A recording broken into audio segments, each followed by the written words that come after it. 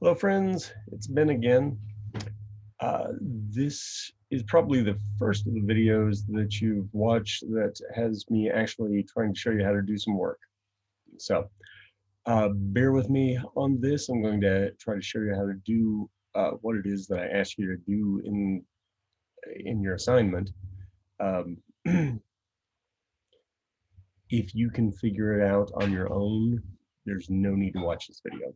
Okay, and that may be the case for several of these, but sometimes people need just a little hint or something. So what I'm going to show you here is how to do something in a spreadsheet. It's really just the thing that we're doing for the assignment.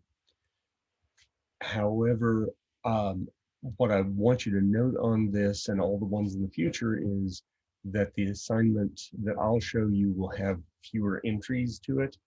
And that's just because I want to be able to fit them all on the screen and be able to show you what we're doing. And so if it seems like I'm cheating because I'm giving you more than I am doing to myself, it's not really. It's the same thing. It's just setting it up so that you can see it. So, all right. So with that in mind, we're going to launch right into it. First thing, I'm not going to bring this part up for you, but just to describe it, it does say to you that here's a link to a spreadsheet. If you just click the blue link, you won't get the spreadsheet. You'll get a display of the data from the spreadsheet in a really stupid way because Canvas doesn't have everything in the most obvious way possible. However, you should, right next to the word spreadsheet, have a down arrow with uh, kind of a little divot. Doesn't make a lot of sense to me. I don't get some of this iconography.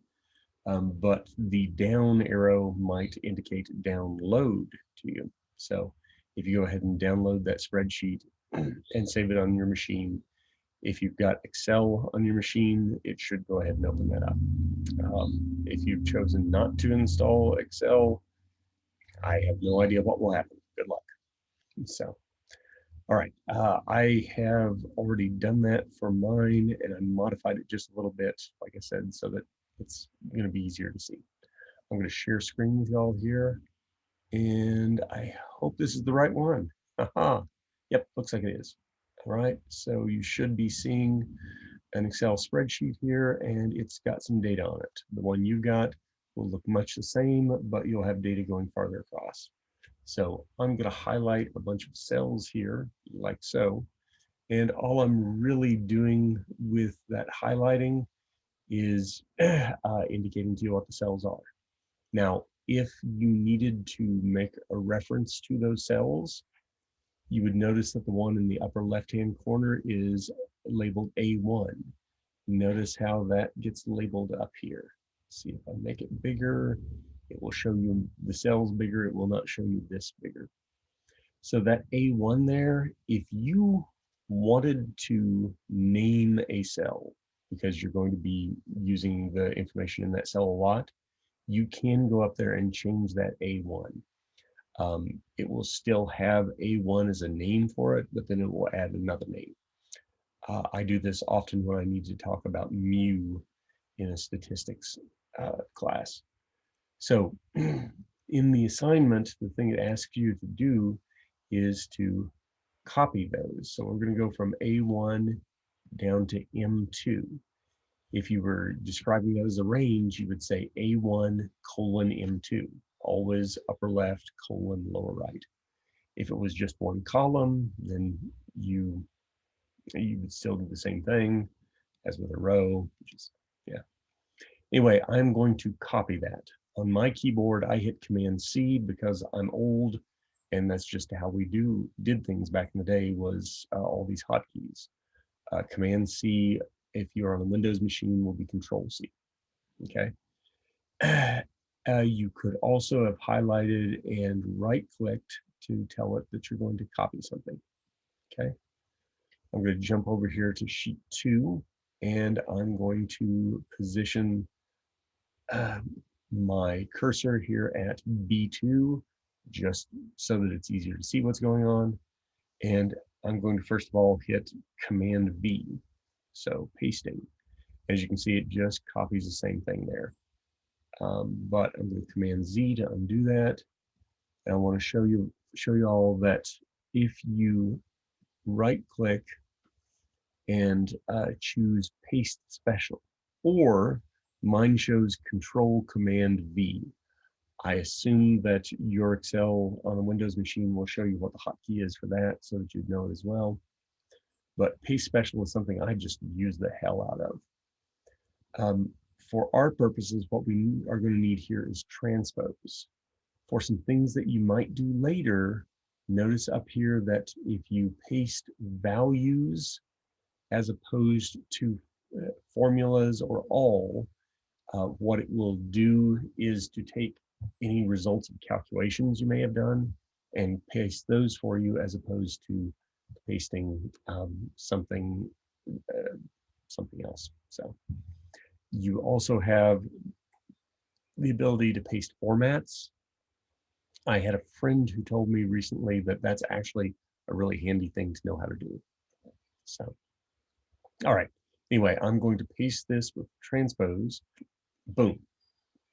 Now, if you go back and look at the original, the first row of it went, sorry, the first row of it went 32, 70, 41, etc.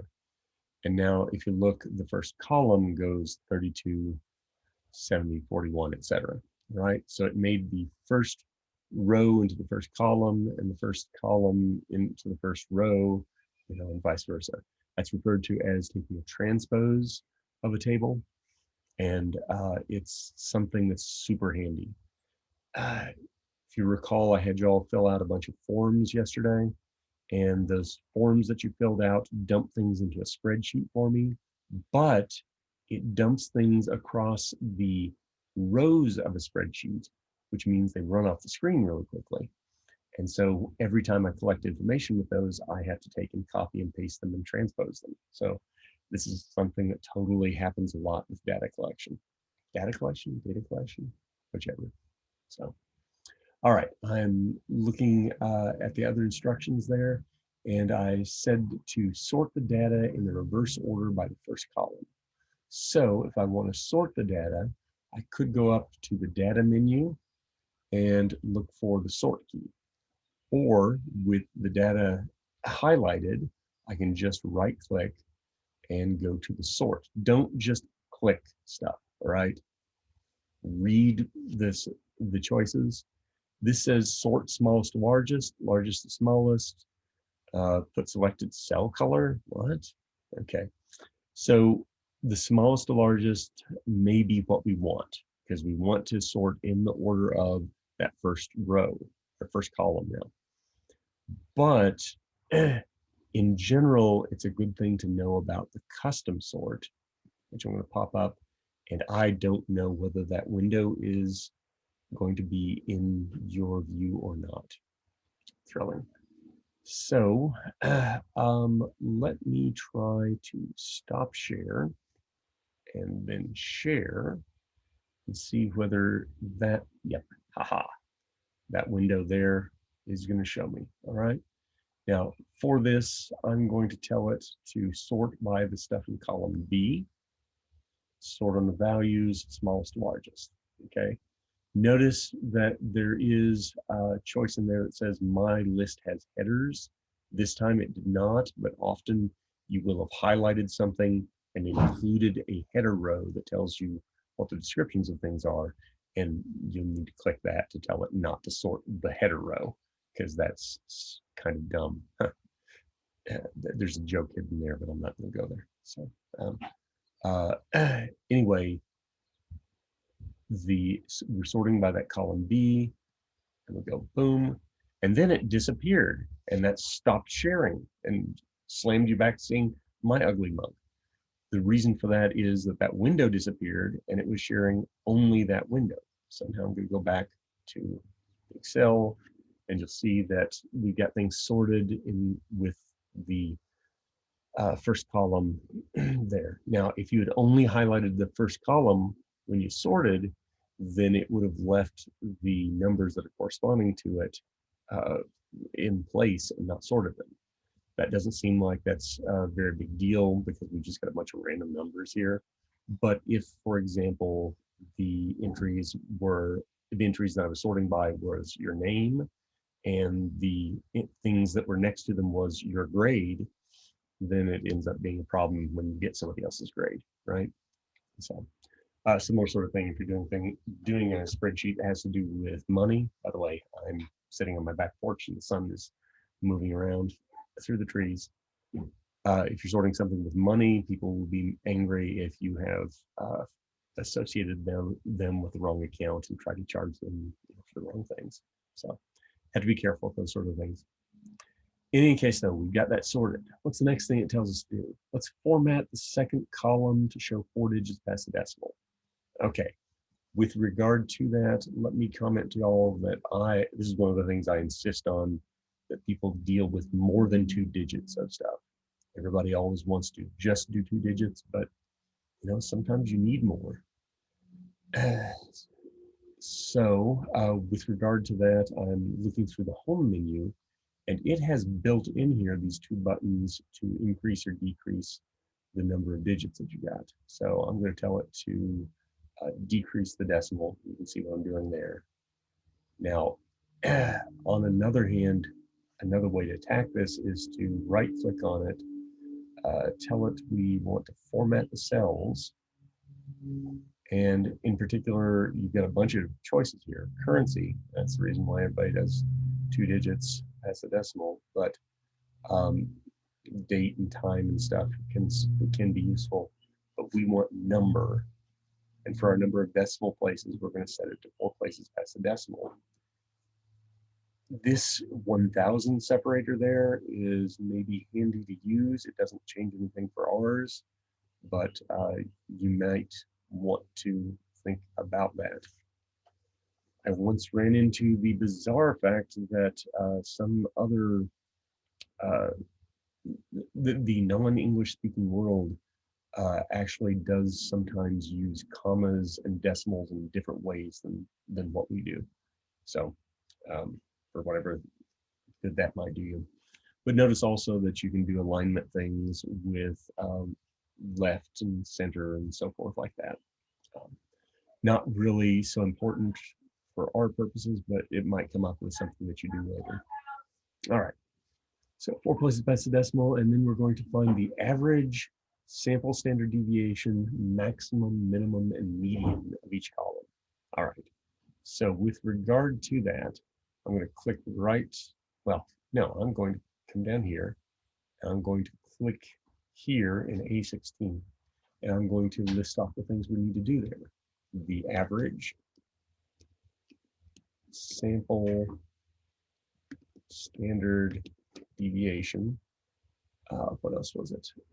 The maximum, the minimum, the median of each column. All right, so we're going to do that for this part here. Now I'm going to try to expand this down a little bit so that we can see. Nope, I'm going to have to shrink it. All right, so now you can see all of them, but you won't be able to read anything that I type. Okay, we'll see what we can do about that. But for this average, you probably know how to do that. Okay, if you've dealt with spreadsheets at all. I'm going to type equals. That tells Excel that I'm going to use a function. Average, if you're saying to yourself, oh, I think it'll be AVG or AVE. Well, welcome to Excel. It's super annoying to me that they adopted to type out the whole damn word. They could also use the word mean, but they didn't. So you have a couple of choices here. One is that you can take and just highlight the things you want to take the average of. Do the parentheses, hit enter. But did you notice there that it went B2 colon B14? So for doing this sample standard deviation down here, I'm going to say equals STDEV. Oh, I spelled it wrong. STDEV. Now, hopefully you can see that it's popped up and given some suggestions. and one of them is standard deviation dot S for sample, okay? So if you are dealing with statistical things, you need to know the difference between sample and population.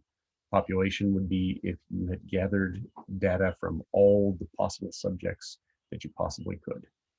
So for example, when I talk about the grades in my class, I work with the population. But if I were talking about doing some sort of a lab testing stuff, I would always be using samples because we're doing samples. So, all right, so standard deviation dot S, and what was that? B2, notice I had highlighted it, colon B13. Oh no, it wasn't the whole thing. Backspace, change it to 14. There you go. Yay. So no big deal. So the sample standard deviation on that was 60. That seems ridiculous, but oh well. All right, so then you get the idea of this, equal max of B2 colon B14 equals min of B2 colon B14. Come on, B14, okay. And equals median, spelled it wrong, median.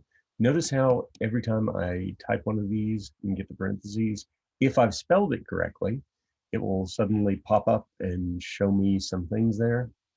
So the thing that's going on is that it's trying to suggest to you how the function works. And that's super handy because some of these functions have like 2 or 3 things that you enter in them, and you got to know which one is in which position. So it's super helpful. All right. Anyway, so the average of those numbers was 104.9-ish. Sample standard deviation was 60.34-ish. The maximum was 187. You could tell that because you sorted them, right? And the minimum was 18. Again, you knew that. The median, that means what's the middle number. So if you count down there, you notice that, to notice how many of these there are. Actually, let's do that. This isn't part of the assignment, but if you say equals count parentheses B2 colon B14, it will just count how many things are in there. And there's 13 of them. 13 is an odd number. So the median for an odd number of data points would be the thing that's in the middle. Okay, so half of the numbers would be below it, half the numbers would be above it. And so if you count down 7 or count up 7, depending on which end you start on, you get to the middle number, the 7th entry, which is 116. Now, if you were dealing with an even number of data points, you would take the middle 2 and average them. And that way, half would be above and half would be below. So, all right. So now I'm going to show you a trick.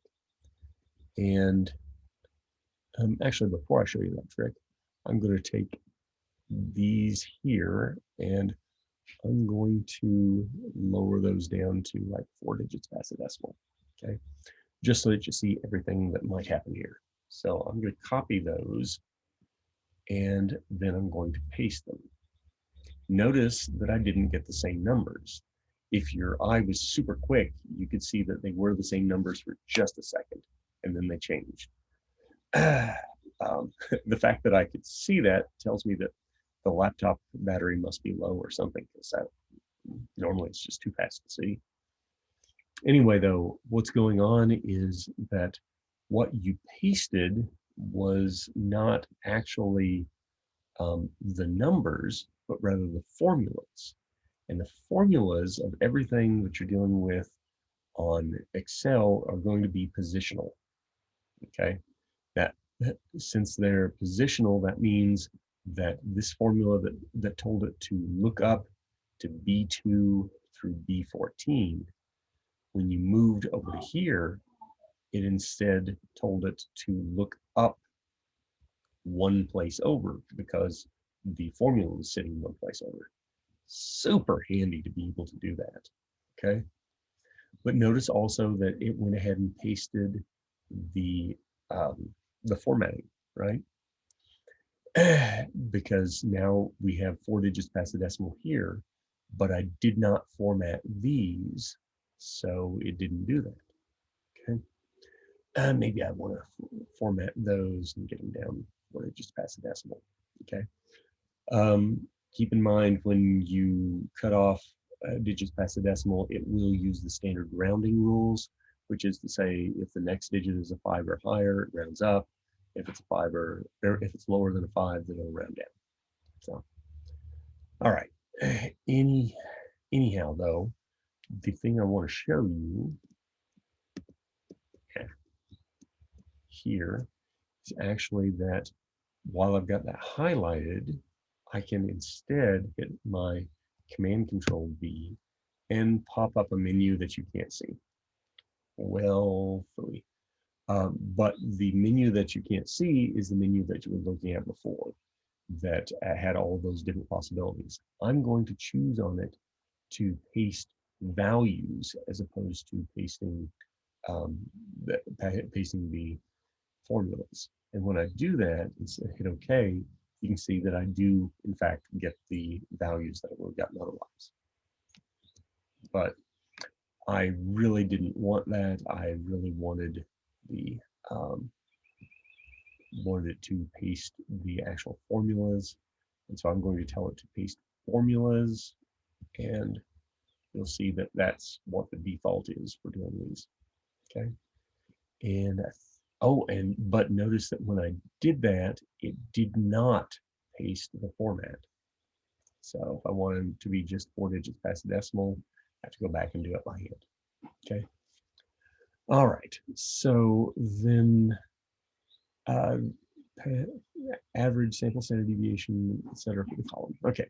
Then we're going to use the count if function to count the number of negative values in the second column. All right. So I'm going to label this negatives. I'm going to say equals count if parentheses. And if you can read that down there, it says count if range. So the range that I want is down here in the second column. Okay, comma. And the next thing is criteria. I want things that are negative. So the thing that you would probably think to type is less than 0. I want you to see that that's going to pop up an error here. And the reason for the error is that it wants you to surround this with apostrophes. Huh, it says type an apostrophe. I was thinking that it wanted me to type quotation marks. So let's see. If I do an apostrophe, if it knows. And haha, it says don't include a space or an underscore. Wow, so it gave me bad advice. So you want to use quotation marks around the less than 0 part.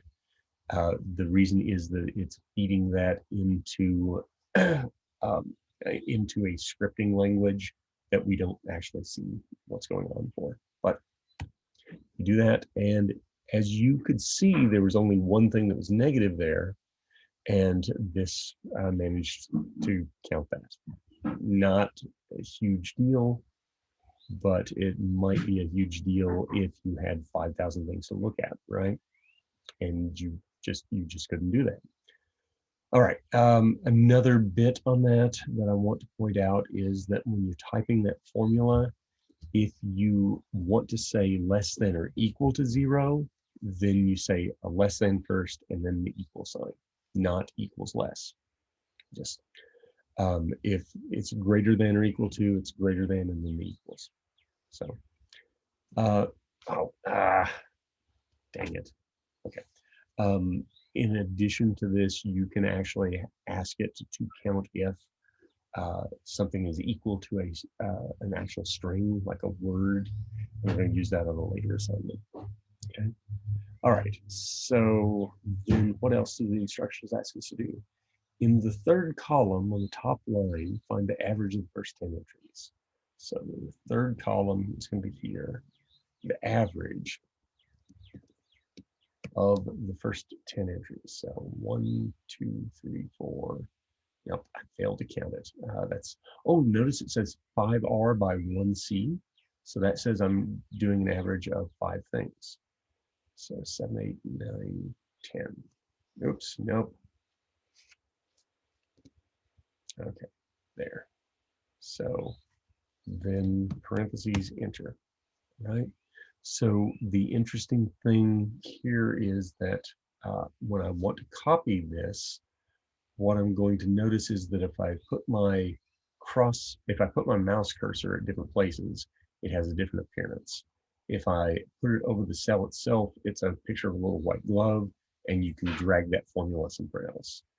If you put it in a non active cell, then you're going to get this white cross. But if you put it at the lower right-hand corner, you get this black cross, which allows you to copy things down, okay? Now, the thing that's going to happen, though, is that at first it was C2 to C11. If you look, it goes C3 to C12 and so forth. You'll notice that that means that you're going to run right off the end of this, okay? And so these last few don't really quite make a lot of sense for it. But, that's the thing that you're looking for on the progress report stuff, okay? All right, then it says copy the function the next 20 lines, yeah, but you'll have something different. Comment on what happens in the progress report, label all the calculations so I can easily find your answers. So labeled like these are here, okay? All right, and then the next bit that you're gonna do is referred to as producing a contingency table, okay? And contingency table always sounded super fancy to me. And then I found out that it was just a weird terminology that means doing counts of something. So in this particular case, you should see here we have a list of data that have male Democrat, male independent, and so forth. Okay, so I took some data from the General Social Survey, and I wasn't able to get their original data, but only their summary data. So in order to simulate what we're trying to do here, I went ahead and wrote a little computer program to simulate the kind of data that all this would have come from. So as you can see here, we have a bunch of, excuse me, we have a bunch of data. It's male Democrats, female Republican, and so forth like that. This is meant to be comparing or taking a look at male and female preference for parties, okay? And so, by the way, notice that I am also taking this from old data. Nowadays, we would have on the survey prefer not to answer under gender, but that wasn't an option then. So I probably should have simulated that in the data, but I'm going to use the excuse that I've been saying. So, all right. So with regard to this, your instructions tell you to make a table that looks something like this.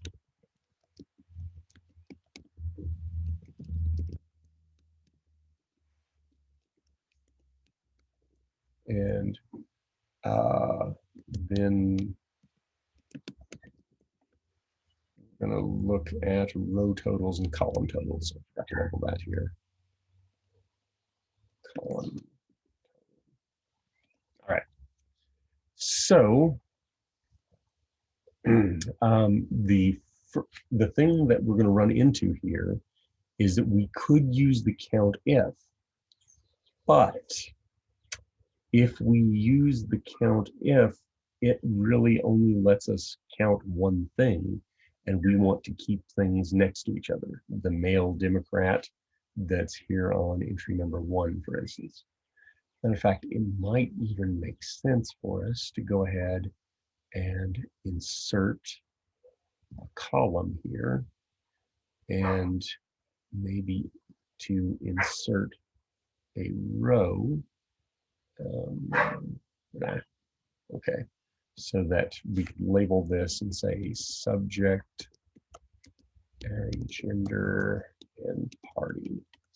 Okay. The reason I say that is now we can go 1, 2, 3, and we can go ahead and go all the way down to the bottom there and see how many of the subjects we have and stuff. Now, that may be a little bit of a pain for you because of the fact that you're going to have a much larger list to deal with. This thing about the subject isn't all that important, okay? But if you wanted to be able to unsort your data and put it back like it was, it's handy to be able to do something like that. All right, then I'm going to take and make this column narrower and make this column a little wider. By the way, notice this trick here that if you double click on the bar, you can make the column just wide enough for your data. So, all right. So what I'm going to do here is to take my data and I'm going to just highlight the columns. That'll be handy for y'all because if you've got a bunch of data and you don't know how far down it goes, you can just grab the whole column for something, okay? And then I'm going to do that sort that we did earlier. So how does that go? Oh, it doesn't come up here. Can I go under data? Come on, data. Oh, come on. There we go. I'm going to tell it to sort. And my list has headers. Notice that it automatically checked that because it could kind of tell. And I'm going to sort this by gender and hit OK here, right? So the reason that I want to do that is that it's going to make something that we do later just a little bit easier. All right.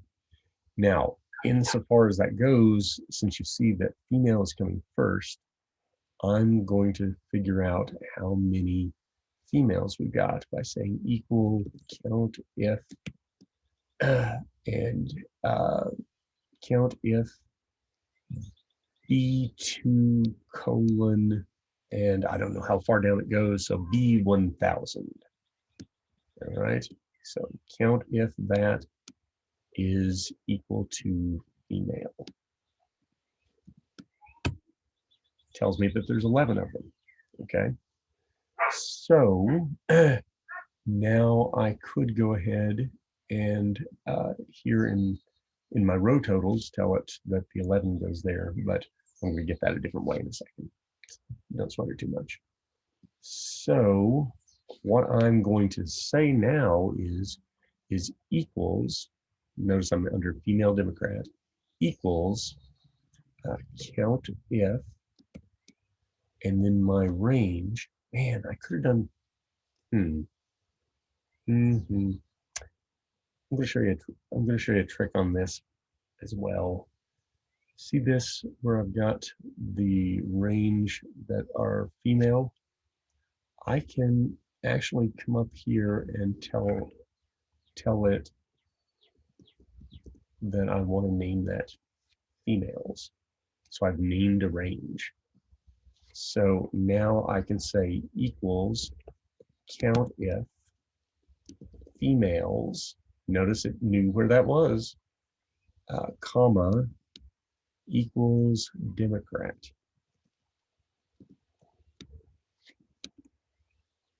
Okay. Now, the nice thing about that is now I can just copy those across there and it knows the range based on the name, not locations, and and it's doing a search, or it's doing its count based on text instead of location, so it doesn't change things. That's actually pretty sweet. So I'm going to go back and under the Republican, change it to searching how many Republicans there are. And under independent, see if there are any independents. And under other, see if there are any others. So I think there are some others in y'all's data, but I'm not sure. I cut mine off fairly small. So, all right. Now, with that, I can now do the equal count if parentheses. Now I haven't named the other one male. You might want to do that, but it takes some searching around and stuff to do it. So so I'm going to show you another trick. So I'm going to say that was male, and I can figure out, since I have 11 females there, that the male one starts at C13. And then I say colon, and then oh man, I don't know how many there are in total, right? How could I get that? By using count, right? So I could have separately had something where I said equals count and just counted how many things there were. But I happen to know this one will end at C26, okay? And we want to say equals Democrat, okay? Now, I want to copy it across. I don't want to go through the trouble of naming it.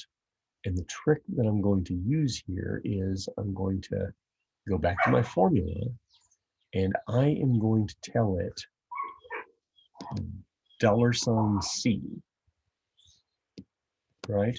What that will do is to tell Excel, don't change the C when I copy this. If I put a $sign in front of the 13, I would have the same sort of thing.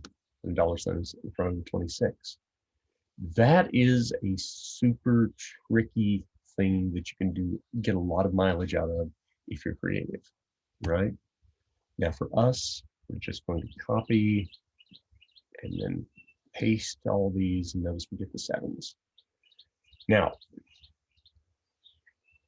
there's another trick that you might want to experiment around with, because you could also have told it to reference up there to where Republican was at, and then use $signs in the appropriate place to get that. A little tricky to get that to work, so I'm not going to really require y'all to do that, but yeah, play with it if you want to. Row totals, how do you think you do that? Equals, what's the word for adding things up? No, not plus, it's sum.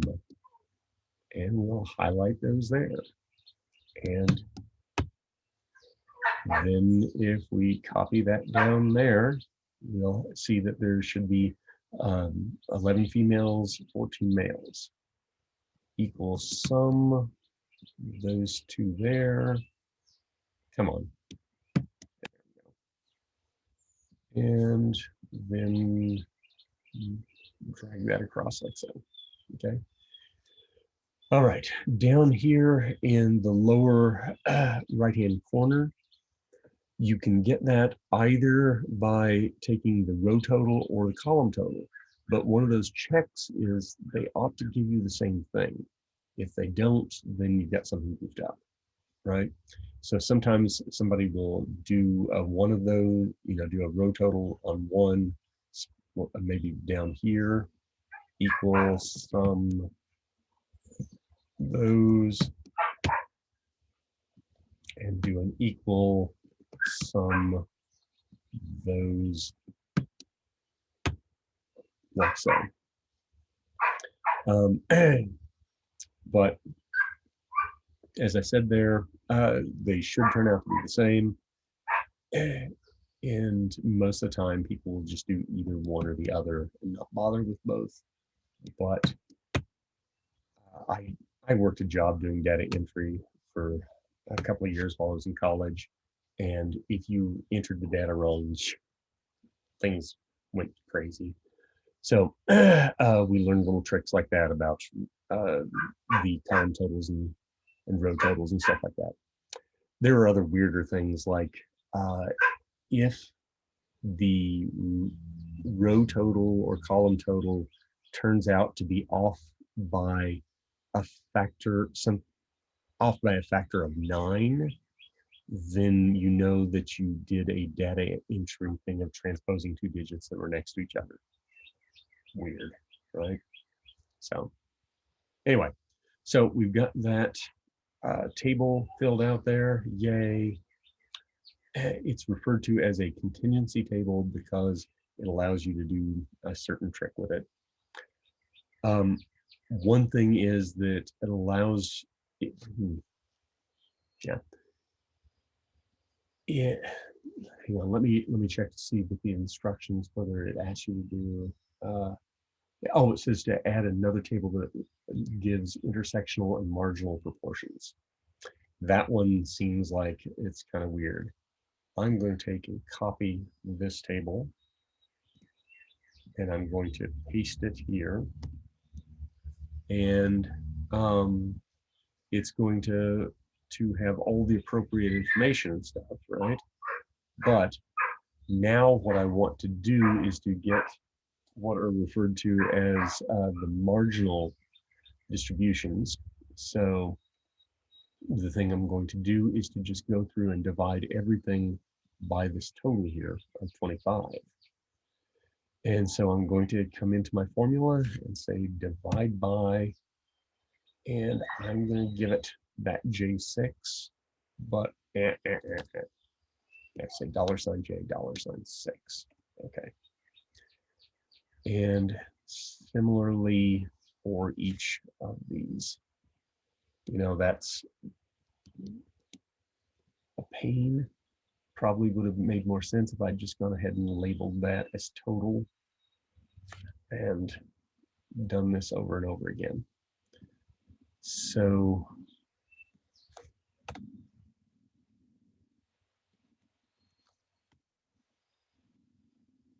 and then if I do that,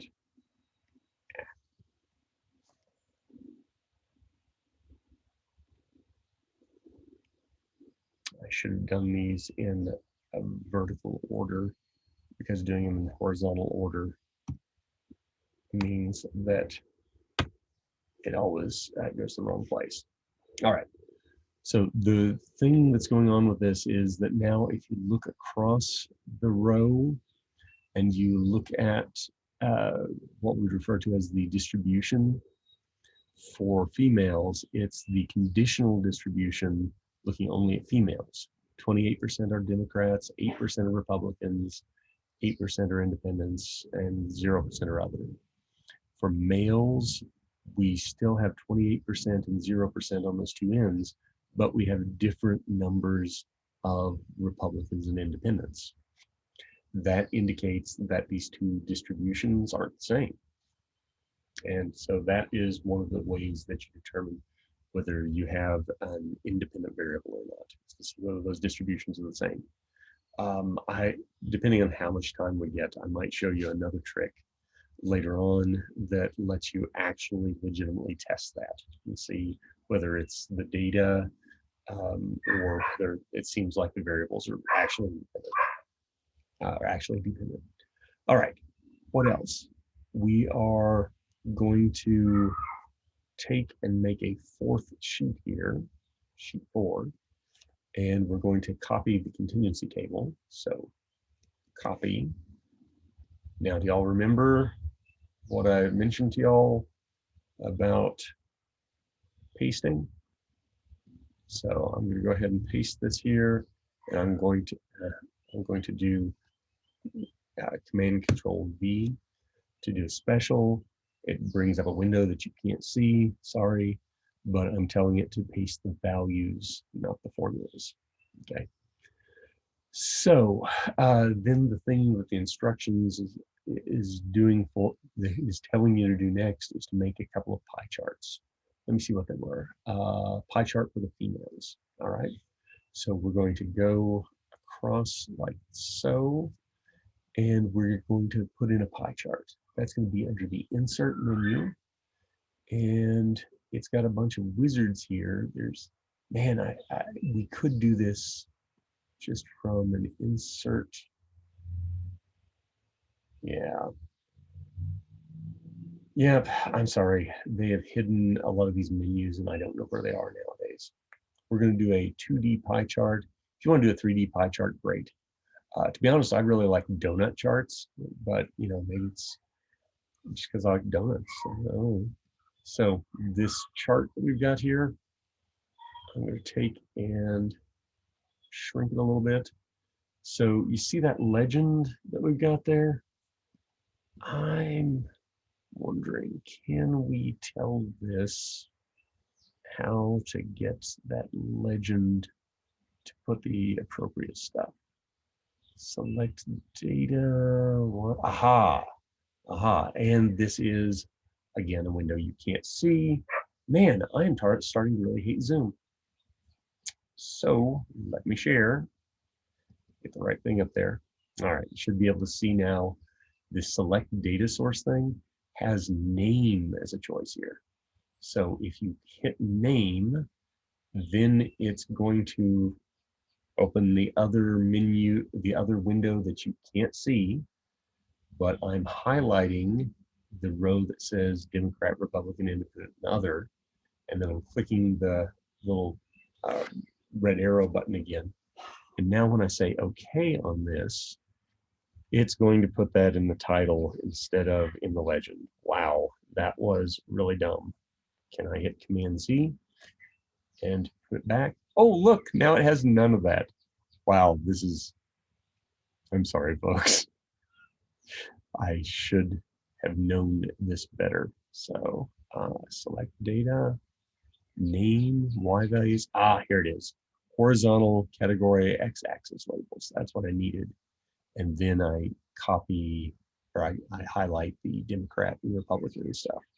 And now when I say OK, it will do that. All right. I want to see whether I can do something nice with the pie charts here. Can I do more? Nope. All right. Change chart type, save as template, select data, move chart. Format chart area. Okay. So chart options, fill and order. Nope, not at all. Okay. So if you're thinking, man, Ben is just dumb, he should have done all this stuff. I totally did this on the damn spreadsheet the other day, and I'm going to sound really old when I say I swear that the menus are not where I remember them being just the other day. Is there maybe some way I can use the insert and choose a different? Nope. Well, okay. So here's what I'm going to advise for y'all to do on this. Google this because I found a YouTube video that showed me how to do this the other day. We are looking to get percentages on each of the pie pieces and to have leader lines. And I followed their instructions and got it to work then, but I'm not getting it to work now. So,